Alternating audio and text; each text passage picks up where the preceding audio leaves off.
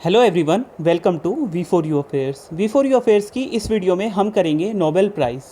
ये static GK का एक इम्पॉर्टेंट टॉपिक है कि नोबेल प्राइज़ एंड इंडिया, यानी भारत का नोबेल प्राइज़ से अब तक का क्या रिलेशन रहा है, तो इसको हम डिटेल में कवर करेंगे।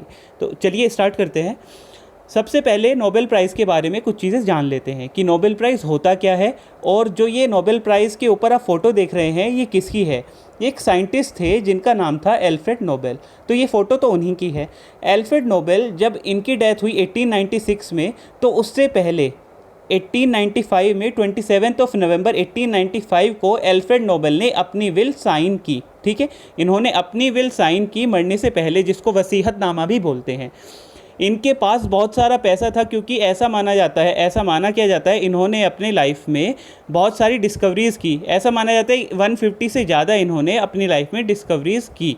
ठीक है, और जो सबसे बड़ी जो डिस्कवरी थी इन्होंने अपनी लाइफ में जो की, वो थी डायनामाइट की। ठीक है, आज हमें पता है डायनामाइट से बहुत सारी सड़कें बनती हैं। डायनामाइट की वजह से बहुत सारे विस्फोट, उनको डायनामाइट का बहुत सारे विस्फोट में यूज़ किया जाता है। तो जब एल्फ्रेड नोबेल ने अपनी विल साइन की, तो ये कहा गया उनके द्वारा कि फ़िज़िक्स में, केमिस्ट्री में, फिजियोलॉजी या मेडिसिन दोनों एक ही चीज़ हैं, लिटरेचर में और पीस में दुनिया में जो अच्छा काम करेगा उनको मैं अपनी संपत्ति देकर जा रहा हूँ। मतलब अपनी संपत्ति का सबसे बड़ा हिस्सा उन्होंने इसी चीज़ों के लिए रखा, जो साइंटिस्ट इन सब चीज़ों में, इन 5 चीज़ों में अच्छा काम करेंगे। ठीक है, तो उन्होंने ये चीज़ भी बोली कि उनके लिए कुछ स्पेशल अवार्ड्स स्टार्ट किए जाएँ। ठीक है, और यही अवार्ड्स जो स्टार्ट हुए उन्हीं को नोबेल प्राइज़ बोला जाता है। ठीक है, 1895 में विल साइन हुआ और 1901 से प्राइज़ दिए जाने लगे। ये जो एल्फ्रेड नोबेल थे ये स्वीडन के थे और इन्हीं के नाम पे पड़ा नोबेल प्राइज़। आप देख सकते हैं इन 5 चीज़ों में, फिज़िक्स, केमिस्ट्री, लिटरेचर, फिजियोलॉजी या मेडिसिन एंड पीस में इकोनॉमिक्स की कोई बात नहीं की गई। ठीक है, तो अब क्या होता है, बहुत समय बाद, अब आप देख ही रहे हैं 1901 से नोबेल प्राइज़ दिए जा रहे हैं। 1967 तक नोबेल प्राइज़ दिए गए, 1968 में भी नोबेल प्राइज़ ही दिए गए। इकोनॉमिक्स की कोई बात ही नहीं हुई थी अब तक। अब क्या होता है, 1968 में स्वीडन का एक बैंक है जिसको बोलते हैं स्वेरिग रिक्स बैंक। ठीक है, ये एक स्वीडन का सेंट्रल बैंक है। जैसे आपको पता है इंडिया में जैसे हमारा आरबीआई है, सेंट्रल बैंक। सेंट्रल बैंक क्या होता है? सेंट्रल बैंक वो होता है जो बाकी के बैंकों के लिए एक रेगुलेटर का काम करता है। ठीक है, तो 1968 में क्या हुआ, स्वेरिग रिक्स बैंक की जो 300th एनिवर्सरी थी, तो उन्होंने एल्फ्रेड नोबेल को सम्मानित करने के लिए क्या किया, एक प्राइज़ स्टार्ट किया जिसका नाम रखा गया स्वेरिग रिक्स bank price in economic sciences. ठीक है, जिसको आज हम बोलते हैं नोबेल प्राइज़ इन इकोनॉमिक्स। ठीक है, लेकिन कई लोग ऐसा मानते हैं कि एल्फ्रेड नोबेल ने अपनी विल में इसके बारे में कोई बात नहीं की थी, तो वो इसको नोबेल प्राइज़ नहीं माना जाता है, इसको नोबेल प्राइज़ नहीं मानते कुछ लोग। ठीक है, लेकिन आज भी जब नोबेल प्राइज़ दिया जाता है, ठीक है, इकोनॉमिक्स के लिए जब वो चीज़ दी जाती है नोबेल प्राइज़, तो उसको स्वेरिग रिक्स बैंक प्राइज़ कहा जाता है। अभी हम इसको नोबेल प्राइज़ ही मानेंगे, क्योंकि नोबेल प्राइज़ के साथ ही दिया जाता है एक तो। ठीक है, वही लोग होते हैं, वही कमिटीज़ होती हैं, वही लोग होते हैं, वही कमिटीज़ रहती है, तो इसको हम नोबेल प्राइज़ ही बोलेंगे। पर कुछ लोग नहीं मानते, क्योंकि मैंने आपको बताया एल्फ्रेड नोबेल ने इसकी बात अपने विल में नहीं की थी। जो सबसे पहली बार नोबेल प्राइज़ जो इकोनॉमिक साइंसेज में दिया गया वो 1969 में दिया गया। ठीक है, इसको स्वेरिग रिक्स बैंक प्राइज़ भी बोलते हैं। तो 1969 में दिया गया, 1968 में 300th एनिवर्सरी थी। ठीक है, अब मैं आपको बताता हूँ कि नोबेल प्राइज़ जो होते हैं वो किसके द्वारा दिए जाते हैं। जैसे नोबेल प्राइज़ फिज़िक्स, केमिस्ट्री और स्वेरिग रिक्स bank price in economic sciences, ये देती है royal Swedish academy of sciences. ठीक है, नोबेल प्राइज़ इन फिजियोलॉजी और मेडिसिन दिया जाता है the Nobel assembly at the Karolinska institute. ठीक है, ये भी स्वीडन का ही है जो इंस्टीट्यूट है। लिटरेचर में किसके द्वारा दिया जाता है? स्वेडिश अकेडमी के द्वारा दिया जाता है। नोबेल पीस प्राइज़ जो है वो नॉर्वेजियन नोबेल कमेटी के द्वारा दिया जाता है। अब आपने देखा होगा बाकी सारे प्राइजेस तो ठीक हैं, स्वीडन के द्वारा दिए जा रहे हैं। जो ये आपने देखा कैरोलिंस्का इंस्टीट्यूट, ये भी स्वीडन का ही है। लेकिन नोबेल पीस प्राइज़ आपने देखा होगा नॉर्वेजियन कमेटी दे रही है। आपके दिमाग में उठेगा सवाल, क्यों दिया जाता है? नॉर्वे क्यों देता है फिर ये पीस प्राइज़? ये कोई अलग चीज़ नहीं है। एल्फ्रेड नोबेल ने जब अपनी विल साइन की थी, ठीक है, तो उसी में बोला था कि जो ये पीस प्राइज़ है ये नॉर्वेजियन कमेटी के द्वारा दिया जाएगा, ठीक है। ये कोई अलग चीज़ नहीं है, उन्होंने ही बोल के गए थे, उन्हीं के बोलने के अकॉर्डिंग हो भी रहा है ये सब, ठीक है। लेकिन एक चीज़ और मैं आपको बता दूं, 1905 तक स्वीडन और नॉर्वे एक ही कंट्री हुआ करते थे। 1905 के बाद नॉर्वे अलग कंट्री बना, ठीक है। तो एक ही कंट्री होते थे, तो उन्होंने बोला था जो एल्फ्रेड नोबेल थे कि जो नॉर्वे का पार्ट है, जो नॉर्वेजियन कमेटी है, वो पीस प्राइज़ देगी। तो बस वही है, और वो फिर बाद में नॉर्वे के अंडर आ गया है, ठीक है। तो इतना मुझे बताना था आपको। अब नोबेल जब प्राइज़ मिलता है तो क्या क्या मिलता है उसमें, एक तो मैंने आपको बताया, अभी जो मेडल दिखाया था वो गोल्ड का था, ठीक है। एक तो वही गोल्ड मेडल दिया जाता है। एक डिप्लोमा कुछ नहीं है, उसके ऊपर लिखा होगा आपका नाम, ठीक है, और किस लिए आपको दिया गया है, बहुत अच्छे लेटर्स में लिखा होता है। और पैसा, काफ़ी अच्छा पैसा भी मिलता है, और वो समय के साथ बढ़ता रहता है पैसा, ठीक है। ये चीज़ बहुत कम लोगों को पता होगा कि जो नोबेल प्राइज़ है वो मरणोपरांत नहीं दिया जाता है। 2 बार ऐसा हुआ है, मरणोपरांत दिया गया है, लेकिन आजकल बहुत स्ट्रिक्ट रूल है कि मरणोपरांत नहीं दिया जाएगा। हाँ, अगर जैसे एक जो सेरेमनी होती है, ना, जैसे आपको अनाउंस हो गया, ठीक है, उसके बाद जो अवार्ड्स की जो सेरेमनी होगी, ठीक है, उसके और उसके बीच में अगर किसी की डेथ हो जाती है तो अलग चीज़ है। एक तो अनाउंसमेंट हो गई कि आपको दिया जाएगा, और जब सेरेमनी हो रही है तो उसके बीच में अगर डेथ हो गई तो अलग चीज़ है, क्योंकि अनाउंस हो गया था तो उस बंदे को दिया जाएगा। लेकिन अगर कोई पहले ही मर गया है और उसने कुछ अचीव किया है तो उसको नहीं दिया जाएगा, ठीक है। और एक और चीज़ आपको ने सुना होगा, फिज़िक्स में 3 लोगों को नोबेल प्राइज़ मिला, केमिस्ट्री में 3 लोगों को मिला, ठीक है। 3 लोगों से ज़्यादा नहीं दिया जाएगा इंडिविजुअल में। लेकिन जो नोबेल पीस प्राइज़ है उसको वो ऑर्गेनाइजेशन को दिया जा सकता है, और एक ऑर्गेनाइजेशन के अंदर आपको पता है हज़ारों वर्कर्स भी हो सकते हैं, ठीक है। तो इंडिविजुअल को नहीं मिलेगा 3 से ज़्यादा, ये बात पक्की है। अब यंगेस्ट विनर और ओल्डेस्ट विनर मैं आपको एक बार बता दूं, ये मतलब आपके माइंड में होना भी चाहिए। वैसे मलाला यूसुफज़ई, इन्होंने 17 साल की थी, ये 17 साल की ही थी जब ये जीती, पीस में जीता इन्होंने नोबेल प्राइज़ 2014 में, ठीक है। बहुत कम एज की थी, तो सबसे यंगेस्ट यही हैं। और ओल्डेस्ट हैं जिन्होंने अभी जीता 2019 में, जॉन बी गुडिनफ, 97 की एज में इन्होंने जीता केमिस्ट्री की फील्ड में, ठीक है। अब मैं आपको हर फील्ड में, जैसे मैंने आपको बताया किन किन फील्ड्स में दिया जाता है ये नोबेल प्राइज़, हर फील्ड में जो यंगेस्ट विनर रहे हैं उनके नाम बताता हूँ और उनकी एज बताता हूँ। इकोनॉमिक साइंसेस से स्टार्ट करते हैं। तो आपने देखा होगा, ये देखो 46 की एज में दिया गया एस्थर डेफलो को, ठीक है, 46 की एज में। हैरान करने वाला है कि 46 से पहले ये कोई जीता ही नहीं, ठीक है, लड़का हो या लड़की हो, उसमें यही है जो 46 की एज में है। और ये एस्थर जो डेफलो हैं, ये अभिजीत बनर्जी की वाइफ हैं, और 2019 में ही अभिजीत बनर्जी को भी दिया गया है, तो इन दोनों ने शेयर करा है वो प्राइज़, ठीक है। अब पीस में मैंने अभी आपको बताया, ओवरऑल भी ये सबसे यंगेस्ट ही हैं जो मलाला यूसुफज़ई हैं, 17 ईयर्स की एज में इन्होंने जीता था। लिटरेचर में रुडयार्ड किपलिंग 41 की एज में इन्होंने जीता, और इन्होंने जंगल बुक भी लिखी, काफ़ी टाइम ये भारत में भी रहे। फिर फिजियोलॉजी और मेडिसिन की फील्ड में जो जीता है वो फ्रेडरिक बेंटिंग ने जीता 32 की एज में। केमिस्ट्री में फ्रेडरिक जोलियट ने जीता 35 की एज में, और फिज़िक्स में जीता विलियम ब्रैग ने जीता 25 की एज में। तो आप बस इनका नाम याद रखिएगा, ठीक है, और फील्ड याद रखिएगा, आपको ईयर याद रखने की ज़रूरत नहीं है। अब मैं आपको बताता हूँ, एक से ज़्यादा बार भी नोबेल प्राइज़ जीता जा चुका है। तो किन किन के द्वारा ये जीता गया है, उनके नाम और किस किस फील्ड में मैंने आपको मेंशन किया है। सबसे पहले बात करते हैं लिनस पॉलिंग। लिनस पॉलिंग ने 2 बार जीता है, केमिस्ट्री और पीस में, 1954 1962 में रेस्पेक्टिवली। तो इनकी सबसे बड़ी खास बात यह है कि इन्होंने किसी के साथ शेयर नहीं किया है।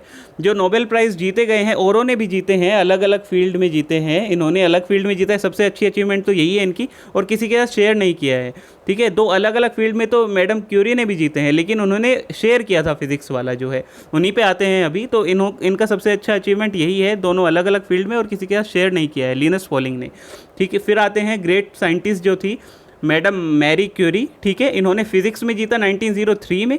इन्होंने ये 1903 में जीता, ये अपने हस्बैंड के साथ शेयर किया था इन्होंने, पैरी क्यूरी के साथ, ठीक है। फिर केमिस्ट्री में जीता 1911 में, और ये फर्स्ट वुमेन हैं जिन्होंने नोबेल प्राइज़ जीता, बहुत इंपॉर्टेंट है, पहली महिला जिन्होंने नोबेल प्राइज़ जीता वो यही हैं मैडम क्यूरी। और ये अकेली महिला हैं, अकेली वुमेन हैं जिन्होंने जो नोबेल प्राइज़ है वो मल्टीपल टाइम जीता। जितनी भी अभी तक का वुमेन हुई हैं उन्होंने बस एक ही बार नोबेल प्राइज़ जीता है, यही अकेली एकमात्र हैं जिन्होंने एक से ज़्यादा बार नोबेल प्राइज़ जीता है।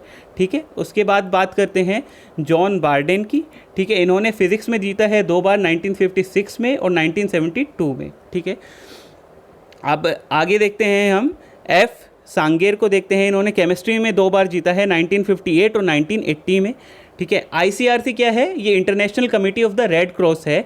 इनको 3 बार नोबेल पीस प्राइज़ मिला है और आपको पता है इनके फाउंडर कौन है? Henry Dunant. हेनरी डुनेंट जो फर्स्ट नोबेल पीस प्राइज़ के विनर हैं।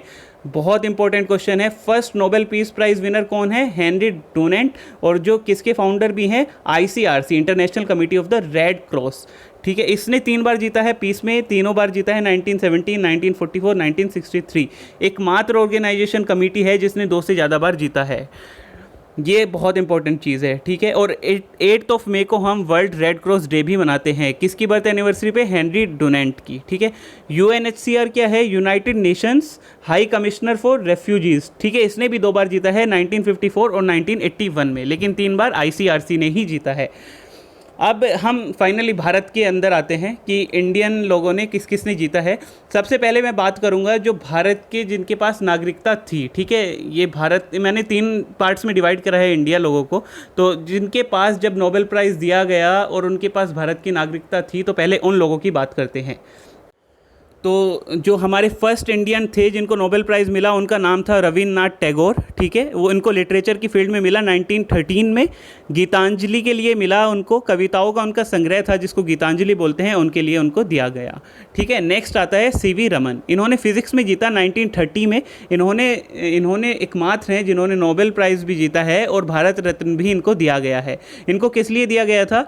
जो जब लाइट जो हम देते हैं ग्लास पे अगर मारते हैं तो वो स्कैटर करती है, तो इन्होंने उसकी खोज की। उसके बाद में इस जो इन्होंने ये डिस्कवरी की थी, इसी के नाम पे उनका रमन इफेक्ट उसका नाम रख दिया गया था। आपने पढ़ा भी होगा फिज़िक्स की बुक्स में। ठीक है, तो इनको फिज़िक्स में मिला 1930 में। भारत रत्न भी इनको दिया गया था। बात करते हैं मदर टेरेसा की। आपको पता है जब इनका जन्म जो हुआ था वो मासेडोनिया में हुआ था, बाद में आके इन्होंने भारत की नागरिकता ले ली थी और भारत के कोलकाता में इन्होंने निर्मल हृदय नाम के सेवा केंद्र भी चलाए बहुत सारे, और इन्होंने अपना पूरा जीवन इसी के ऊपर, मानवता के ऊपर ही दान कर दिया। ठीक है, तो इनको पीस मिला 1979 में। अमर्त्य सेन को मिला इकोनॉमिक साइंसेज में मिला 1998 में। किस लिए मिला इनको? वेलफेयर इकोनॉमिक्स के लिए दिया गया। कैलाश सत्यार्थी अभी लेटेस्ट इनको पीस में मिला था 2014 में। ठीक है, इनका एक एनजीओ है जिसको बोलते हैं BBA, बचपन बचाओ आंदोलन। ऐसा माना जाता है कि 70,000 से ज़्यादा बच्चों को इन्होंने बाल मजदूरी से बचाया है। बहुत बड़ी अचीवमेंट है। ठीक है, अब एक सेकंड जो कैटेगरी है वो ये है कि भारत के अंदर तो वो लोग पैदा हुए जिनको नोबेल प्राइज़ मिला, लेकिन जो उनकी नागरिकता थी वो किसी दूसरी कंट्री की थी। तो उन्हीं की बात करते हैं। सबसे पहले बात करते हैं डॉक्टर हरगोबिंद खुराना की। ये पाकिस्तान वाले पंजाब में पैदा हुए थे। ठीक है, और जो इनके पास जो सिटीज़नशिप थी उस टाइम पे वो USA की थी। इनको फिजियोलॉजी और मेडिसिन में इनको दिया गया, एक ही बात है, फिजियोलॉजी बोलो या मेडिसिन बोलो, 1968 में दिया गया। ठीक है, किस लिए दिया गया? इन्होंने जेनेटिक कोड को इंटरप्रेट किया। जो प्रोटीन बनता है अपने शरीर में वो जेनेटिक कोड से बनता है, आपको पता है, तो वो कैसे बनता है उसी के लिए इनको ये दिया गया। इन्होंने उसी की डिस्कवरी की थी। फिर आता है सुब्रमण्यम चंद्रशेखर। ठीक है, इनको फिज़िक्स में दिया गया 1983 में। USA के इनको नागरिकता थी, इनके पास USA की नागरिकता थी। इन्होंने स्ट्रक्चर और इवोल्यूशन ऑफ स्टार्स, मतलब किस चीज़ के स्टार्स बने हैं और कैसे बने हैं, कैसे स्टार्स बने और किस चीज़ के बने हैं, तो उसी की इन्होंने थ्योरेटिकल स्टडी की और उसी के लिए इनको दिया गया नोबेल प्राइज़ इन फिज़िक्स। ठीक है, अब आते हैं वेंकटरमन रामकृष्णन। ठीक है, वेंकटरमन रामकृष्णन ये तमिलनाडु में ये पैदा हुए थे। केमिस्ट्री में इनको दिया गया 2009 में। इनके पास जो नागरिकता थी वो 2 कंट्रीज़ की थी। ये UK के भी थी इनके पास, यूनाइटेड किंगडम, और USA की भी इनके पास नागरिकता थी। इनको किस लिए दिया गया? इन्होंने खोज करी स्ट्रक्चर क्या है और फंक्शन क्या है राइबोसोम का, ठीक है। इस सेल के अंदर होते हैं राइबोसोम्स, जो आपने सुना भी होगा, बायोलॉजी में पढ़ा होगा आपने। तो जो ये राइबोसोम्स होते हैं ये प्रोटीन बनाते हैं, और आपने नाम भी सुना होगा एटीएस राइबोसोम, सुना भी होगा आपने। तो मैक्रोमोलिकुलर क्रिस्टलोग्राफी, मैक्रोमोलिकुलर क्रिस्टलोग्राफी के लिए जो राइबोसोम की है उसकी स्टडी इन्होंने की, उनके स्ट्रक्चर और फंक्शन के बारे में, इसलिए इनको दिया गया, ठीक है। अभिजीत बनर्जी जो अभी लेटेस्ट मिला, जो इन्होंने अपनी वाइफ के साथ शेयर किया, उनका नाम नहीं लूँगा मैं, ठीक है, क्योंकि अभिजीत बनर्जी इस कैटेगरी में आएंगे। तो इनके पास यूएसए की है नागरिकता। इकोनॉमिक साइंसेज में 2019 में अभी लेटेस्ट इनको दिया गया। एक कैटेगरी और है, वो कैटेगरी कौन सी है, जो भारत के तो नहीं है, लेकिन जब उनको अनाउंस हुआ कि नोबेल प्राइज़ मिलेगा, तब वो इंडिया में ही थे, तब वो इंडिया में ही या तो अपनी खोज कर रहे थे या रह रहे थे, ठीक है। ऐसे लोगों की बात करते हैं। सबसे पहले बात करते हैं रोनाल्ड रॉस की। रोनाल्ड रॉस, आपको पता है, भारत में, पूरे भारत में घूमे। किस लिए घूमे, इनको सबसे पहले मैं बता देता हूँ। फिजियोलॉजी और मेडिसिन के लिए दिया गया 1902 में। पूरे भारत में ये घूमे, तमिलनाडु, ठीक है, तेलंगाना, उस टाइम तेलंगाना बना भी नहीं था, आंध्र प्रदेश, ठीक है। तो पूरे भारत में घूमे, और किस लिए घूमे, भारत में मलेरिया बहुत फैलता है, आपको पता है। ये प्रूव किया इन्होंने कि मलेरिया जो होता है, मलेरिया का जो मच्छर होता है, अगर जो मादा मलेरिया होता है, मादा मलेरिया के अगर शरीर में पैरासाइट होता है एक, जिसको बोलते हैं प्लाज्मोडियम, अगर उस मादा मलेरिया के मच्छर के शरीर के अंदर वो पैरासाइट होगा, प्लाज्मोडियम होगा, और वो मादा मच्छर अगर इंसान को काटेगी तभी उसको मलेरिया होगा, वरना नहीं होगा।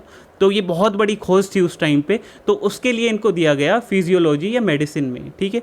फिर सेकंड मैंने आपको बताया ही है, ये रुडयार्ड किपलिंग, लिटरेचर में 1907 में मिला इनको, और इन्होंने जंगल बुक भी लिखी थी। और इनको प्रेरणा, ये क्वेश्चन भी आया था, इनको प्रेरणा किससे मिली थी जंगल बुक लिखने के लिए, वो मिली थी पेंच नेशनल पार्क, जो आज एमपी में है। तो ये क्वेश्चन आ चुका है एग्जाम में। फिर बात करते हैं हम तेंजिंग ग्योत्सो, ये तिब्बत के हैं, 14th दलाई लामा है। दलाई लामा किसी इंसान का नाम नहीं है, ये एक टाइटल, पद का नाम है। इनको पीस में दिया गया है 2009 में, और ये भारत में रह रहे हैं पिछले बहुत सालों से। तो ठीक है, तो यही था हमारा वीडियो नोबेल प्राइज़ के ऊपर। उम्मीद करता हूँ आपको बहुत कुछ जानने को मिला होगा। और एक और चीज़ कि 10 दिसंबर को हम सेरेमनी सेलिब्रेट करते हैं। नोबेल प्राइज़ 10 दिसंबर को हर साल दिया जाता है, और उससे 1-2 महीने पहले ये अनाउंस किया जाता है कि किसको देने हैं, उनका नाम अनाउंस हो जाता है। तो 1-2 महीने के बीच का गैप रहता है, 10 दिसंबर को सेरेमनी दी जाती है, मतलब सेरेमनी कंडक्ट की जाती है। तो ये नोबेल प्राइज़ का वीडियो था। उम्मीद करता हूँ आपको बहुत अच्छा लगा होगा, बहुत कुछ जानने को मिला होगा। अगर अच्छा लगा हो, पसंद आया हो, तो सेशन लाइक करिए, शेयर करिए और सब्सक्राइब करिए। चलिए मिलते हैं नेक्स्ट वीडियो में, तब तक के लिए थैंक यू।